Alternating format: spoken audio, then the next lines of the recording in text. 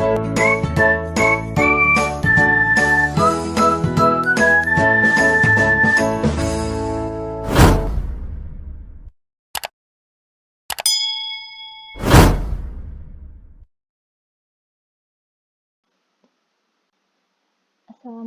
warahmatullahi wabarakatuh. Halo semua. Di sini saya akan menjelaskan untuk transaksi perusahaan dagang. Nah, untuk perusahaan dagang sendiri di sini memakai jurnal khusus. Kenapa dia memakai jurnal khusus? Karena masing-masing transaksinya itu harus diposting berdasarkan masing-masing jurnal yang ada di transaksi tersebut. Nah, contohnya di sini untuk jurnal penjualan, jurnal pembelian, jurnal penerimaan kas, jurnal pengeluaran kas, dan jurnal umum. Nah, untuk transaksinya sendiri, di sini saya akan menjelaskan terlebih dahulu.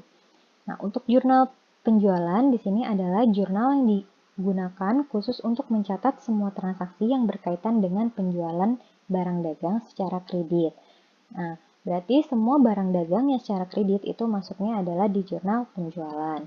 Nah, sedangkan untuk jurnal pembelian itu adalah pembelian barang dagang secara kredit ataupun pembelian perlengkapan, peralatan, dan aktiva lainnya itu secara kredit.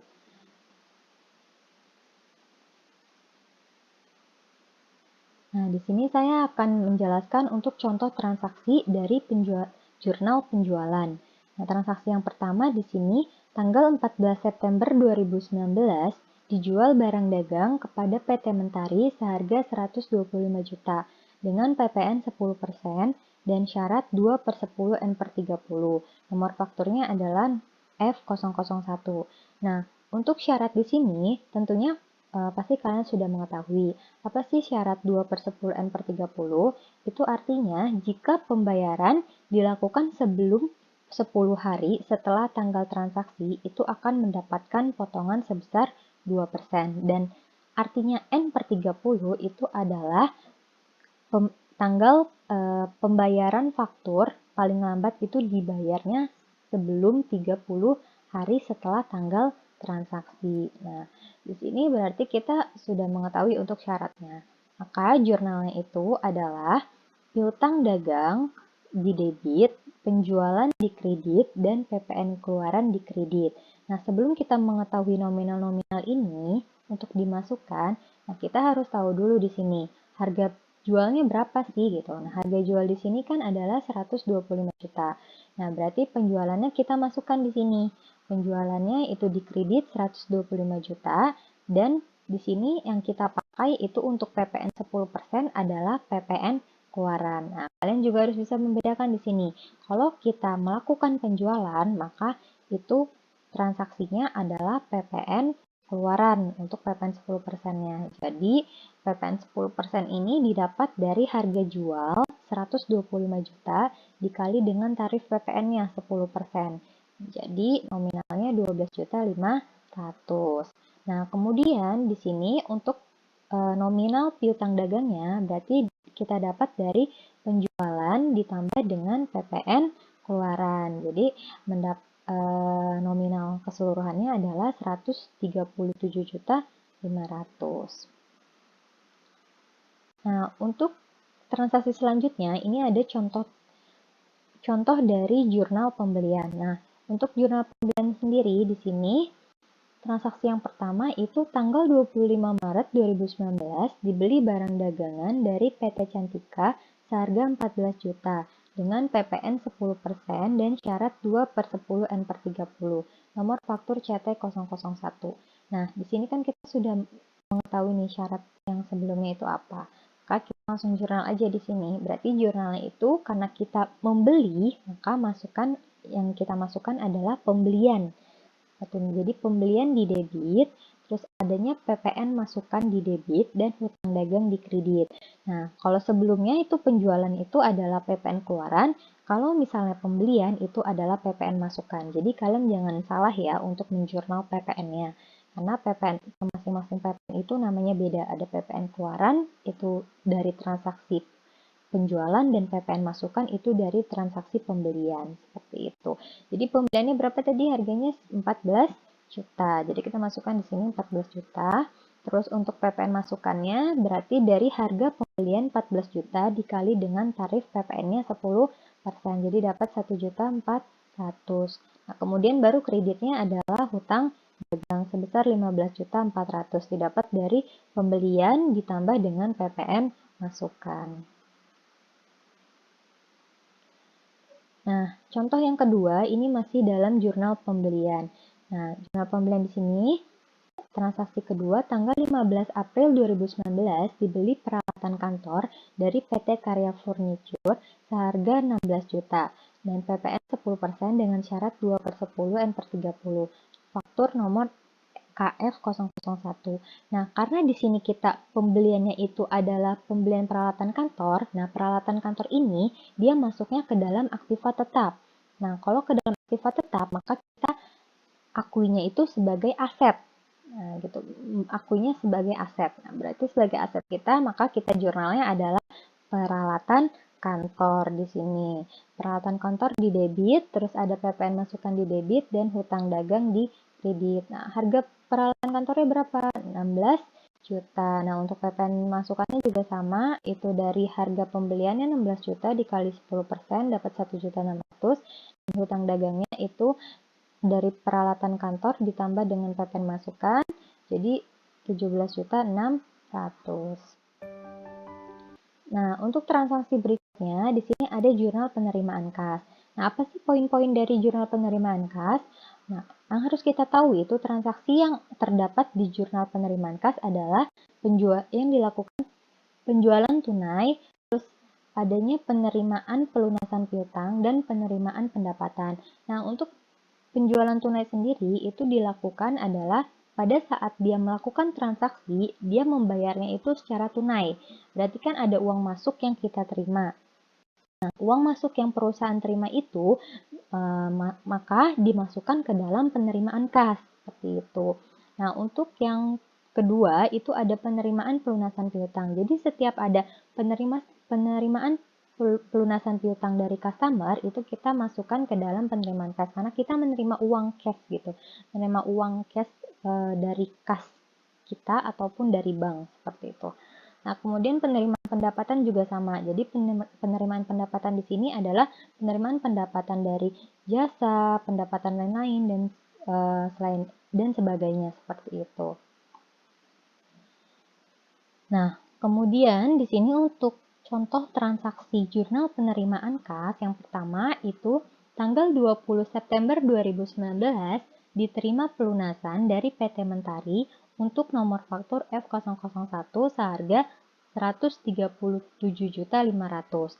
Nah, kenapa sih harganya menjadi 130.500? Karena sebelum itu ada transaksi penjualan. Nah, transaksi penjualan di situ kan ditambah dengan PPN, maka dia piutang dagangnya itu bertambah. Seperti itu. Jadi dari harga penjualan ditambah dengan PPN keluaran. Sehingga piutang dagangnya itu menjadi 137.500. Maka di sini jurnalnya itu adalah kas atau bank di debit, terus adanya potongan penjualan di debit dan piutang dagang di kredit. Nah, sebelum itu kita masukkan dulu di sini harga nominal piutang dagangnya. Jadi nominal piutang dagangnya sebesar 137.500. Nah, potongan penjualan ini dari mana sih? Nah, di sini kita lihat dulu nih notnya. Mendapat diskon 2% dari tanggal 14 September sampai tanggal 2 September. Nah, yang sebelumnya saya sudah menjelaskan ya untuk syaratnya. Syarat 2/10 itu artinya kita mendapatkan potongan kita mendapatkan potongan atau diskon 2% sebelum 10 hari. Jadi 10 harinya itu dari setelah tanggal transaksi. Jadi kan setelah tanggal transaksi itu kita beli tanggal 14 September. Berarti setelah tanggal transaksi kita mendapatkan dari tanggal 15. Berarti kita hitung dari tanggal 15 tanggal 20 September itu adalah 6 hari. Seperti itu untuk penjelasan mendapatkan diskonnya. Maka di sini untuk piutang dagangnya itu kan sebesar 137.500 dikali dengan 2%, maka mendapat potongan penjualan sebesar 2.750.000. Seperti itu penjelasannya. Nah, untuk nominal kas atau banknya itu diperoleh dari piutang dagang dikurangi dengan potongan penjualan. Maka di sini mendapat kas atau banknya sebesar 134.750.000. Next. Nah, di sini untuk contoh yang kedua itu adalah tanggal 28 Agustus 2019 dijual barang dagang secara tunai seharga 21 juta dengan PPN 10%.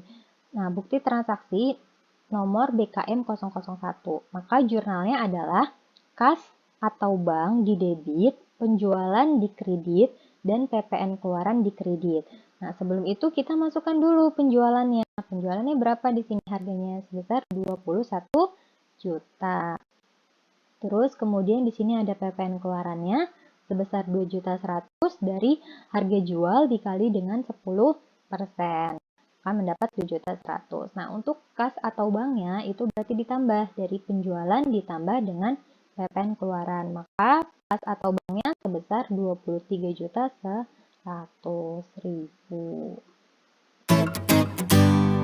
Next, di sini saya akan menjelaskan untuk jurnal pengeluaran kas. Nah, untuk jurnal pengeluaran kas sendiri, di sini teorinya itu adalah transaksi-transaksi yang harus kita tahu, yang harus kita ketahui di dalam jurnal pengeluaran kas itu adalah pembayaran atau pelunasan hutang dagang, terus pembelian secara tunai, pengambilan uang tunai untuk keperluan pribadi atau prive, dan pembayaran beban-beban. Nah, untuk pembayaran atau pelunasan hutang sendiri, di sini adalah berarti pelunasan yang kita bayarkan kepada supplier itu kita melakukan penjurnalan di pengeluaran kas seperti itu. Jadi kan karena kita mengeluarkan uang kas gitu, kita mengeluarkan uang sehingga perusahaan itu akan masuknya ke arus keluar kasnya seperti itu. Nah, kemudian di sini untuk pembelian secara tunai juga masuk ke pengeluaran kas. Nah, untuk pengambilan uang prive atau untuk keperluan pribadi si pemilik perusahaan itu juga masuk ke dalam jurnal pengeluaran kas.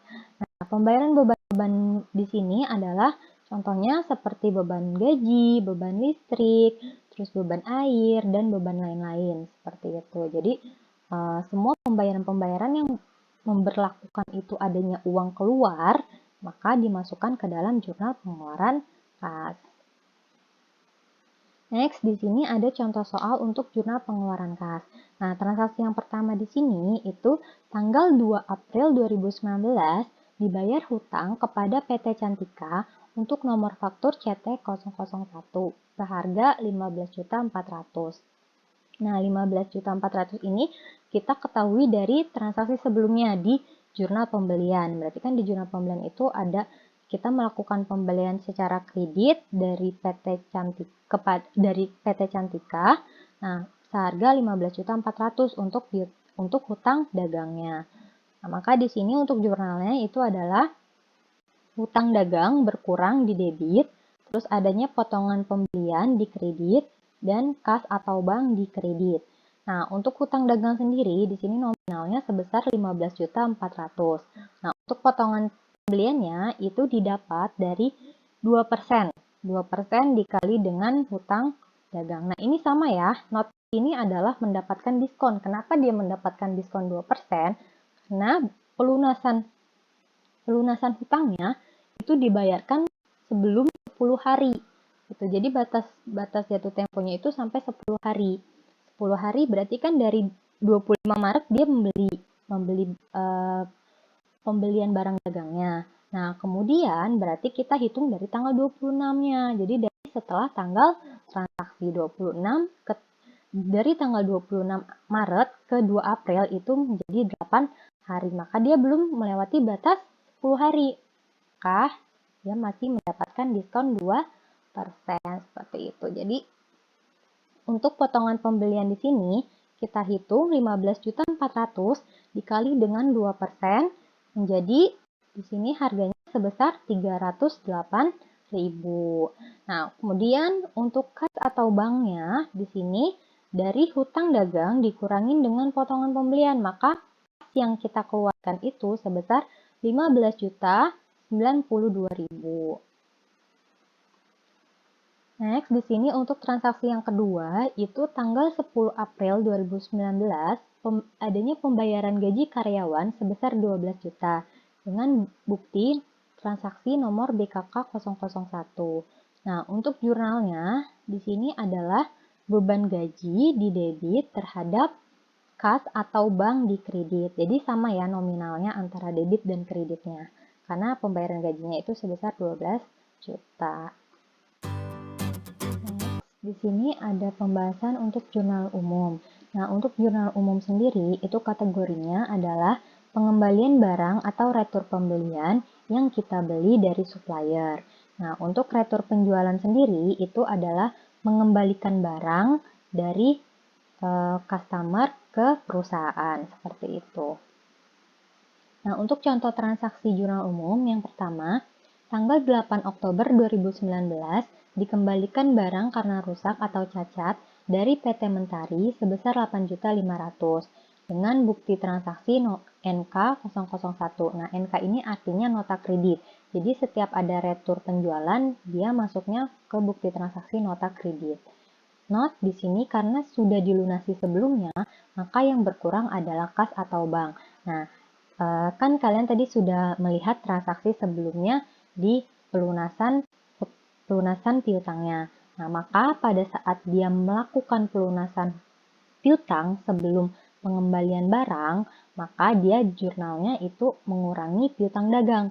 Tapi kalau dia melakukan pengembalian barang setelah melakukan pelunasan, maka yang berkurang itu adalah kas atau banknya. Maka jurnalnya di sini adalah retur penjualan di debit, PPN keluaran di debit, kas atau bank di kredit. Nah, untuk penjelasan nominalnya, retur penjualan ini didapat dari harga returnya sebesar 8.500.000. Nah, kenapa di sini terdapat PPN keluaran? Karena sebelumnya pada saat kita melakukan penjualan itu terdapat PPN keluarannya. Gitu. Jadi PPN keluaran di sini pada saat penjualan itu berada di posisi kredit. Nah, pada saat dia terjadinya retur atau pengembalian, maka PPN keluaran tersebut harus kita kurangi gitu. Nah, harus kita kurangi berada di posisi debit. Jadi kalian harus lihat dulu ya transaksi sebelumnya itu ada PPN-nya atau tidak. Tapi kalau ada PPN-nya, maka kita harus mengurangi juga PPN-nya. Tapi kalau misalnya tidak ada PPN-nya, berarti tidak usah kita jurnal PPN keluarannya. Seperti itu. Maka di sini untuk PPN keluarannya sebesar 850.000 didapat dari retur penjualan sebesar 8.500.000 dikali tarif PPN-nya, yaitu 10%. 10% dari transaksi tersebut. Nah, memang PPN itu adalah tarifnya 10%. Jadi, 850.000 untuk PPN keluarannya. Nah, kemudian kas atau banknya itu sebesar 9.350.000 didapat dari retur penjualan 8.500.000 ditambah dengan PPN keluaran 850.000.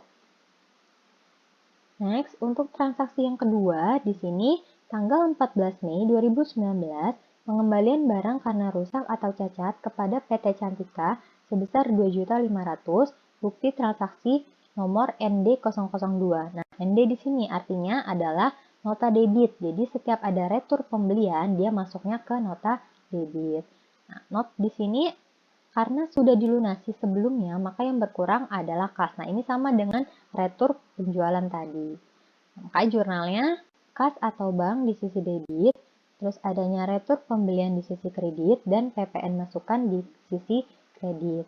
Nah, sebelum kita masukkan nominalnya, kita masukkan dulu untuk nominal retur pembeliannya. Nah, retur pembelian di sini adalah sebesar 2.500.000. Nah, untuk PPN masukan juga sama seperti tadi, PPN keluaran. Karena sebelumnya di jurnal pembelian itu terdapat PPN masukan di sisi debit, maka pada saat terjadinya retur atau pengembalian, PPN masukan ini harus kita kurangi di sisi kredit. Jadi jurnalnya dibalik ya teman-teman, antara PPN keluaran yang pada saat pembelian itu di debit, maka pada saat dia ada terjadinya retur, PPN keluarannya harus dikurangi di sisi kredit. Harganya berapa berarti PPN keluarannya, PPN masukannya? Sebesar 250.000 didapat dari retur pembelian 2.500.000 dikali dengan tarif PPN tadi. Nah, tarif PPN itu kan sebesar 10%. Maka yang didapat PPN masukannya sebesar 250.000. Nah, untuk kas atau banknya di sini sebesar 2.750.000 didapat dari 2.500.000 ditambah dengan PPN masukan. Oke, sekian dari saya penjelasannya. Semoga bermanfaat dan terima kasih. Assalamualaikum warahmatullahi wabarakatuh.